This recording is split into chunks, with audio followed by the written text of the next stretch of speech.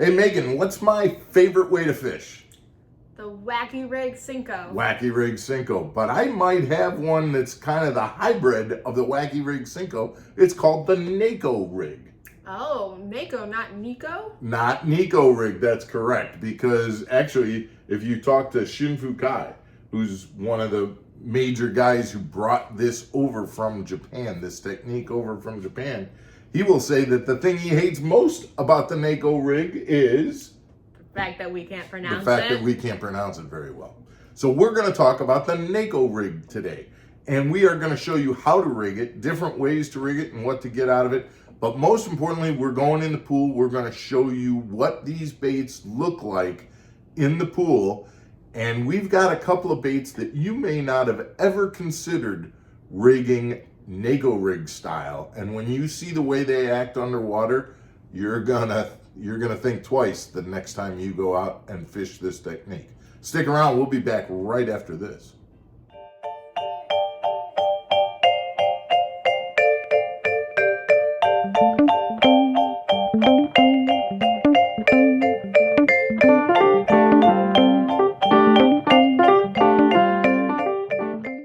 Welcome back to the channel, everybody. I'm Mark Fisher. I'm Megan Fuller.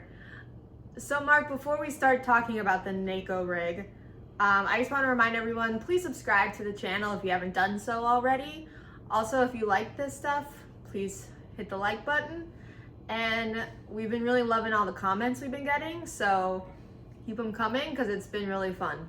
So. And guys, if you have any suggestions for videos that you would like to see us do, please help us out and send those suggestions. Man, I'd love to see a video about this or about that. Send those suggestions in. It's getting winter time, so we're kind of in a place where we would love to get your input about the types of videos that you'd like to watch. Mm-hmm. Let's talk about the Neko Rig, okay? This is a technique that came from Japan, and I think, Megan, most people are used to seeing it kind of like this. And this is your traditional Cinco. Right. And instead of, you know, how on it, when it's Wacky Rig, the hook is about in the middle. Mm-hmm. Well, what we've done here is this has a little collar on it, and the hook is actually through the collar. And now you've noticed that we've got a little nail weight down here, which means that when it goes in the water, instead of falling like a Wacky Rig coming down, it falls straight down, lands on the bottom of the lake, and then sits there with the tail kind of wagging like this as it gets pulled along by the hook. Okay? Gives it a totally different presentation than a Wacky Rig. It doesn't fall slowly, it falls real quickly, but then when you jiggle it and pop it, it'll pop up, and then that tail will kind of... And it'll stay like that? It'll stay like that. It'll stay... You'll see when we're in the pool, it'll stay just like this, and then as you pull it along, it'll kind of stay kind of vertical. Okay. And again, depending on what bait you use as the Neko Rig bait, it gives different actions, and that's what we're going to show in the pool. But before we get into the pool, I want to show you some different ways to rig it and the ways that you can make sure that you're rigging it correctly for the type of bait that you're using. Let's take a look. So I'm going to take this Cinco, which a Cinco is a very traditional Neko Rig bait. And you see that we've got the hook and it's going through your collar. These are VMC crossover rings that we get, and these crossover rings come in different sizes. So for example, I'm using a number 7 on this Cinco. And I want you to take a look. We're going to put one of these collars out here. You can see how the collar is going to go around your bait, and then right over here, there's a little, tiny little nub, and that nub has a hole in it, and that's where your hook is going to go through. So your hook is actually not going through your bait at all. The collar is around the bait, and then the hook is going through that crossover ring. Okay? Now the next thing that I want to show you is the nail weight. And there are all sorts of different ways that you can put a weight into the head of your bait. You can use a nail weight like this. You can use a half moon wacky weight. What this does is you can see that basically what that is a nail weight with a head on it. And we can use the Z-Man Wacky Rig weights that are just pins but still have the head on them. So I'm going to show you some different baits that we've rigged using these different types of weights. This Cinco has the VMC half moon weights. This baby brush hog, I haven't put it in all the way, but you can see I'm just using a regular nail weight, and I will slide that nail weight in. This Jackal Flick Shake is using the Z-Man Wacky Rig weight, and that pin just slides in all the way to the head. Okay. You can also use the rings that come in just a standard O-ring that you would use on a Cinco. You can use those as well. One of the baits that I have here is a jerk shad from Z-Man, and I used the standard O-ring just to put it around there, and then I've got a standard nail weight in that jerk shad. Wait till you see that one in the pool. It's amazing what it does in the pool. So we've got our different Neko rig. Mark, I can see where the hook goes here and here, but with these two, it's just a circle. Where do you put the hook? Right. So what you would do is take the hook, put it, just skin hook it through the bait, but underneath the ring, and now you've got that bait set up to go the same way. Okay. And that bait will sit on the bottom of the lake just like that. You are noticing that when you rig this, you're always rigging it with the hook point up. You want this coming through the water with the hook point up.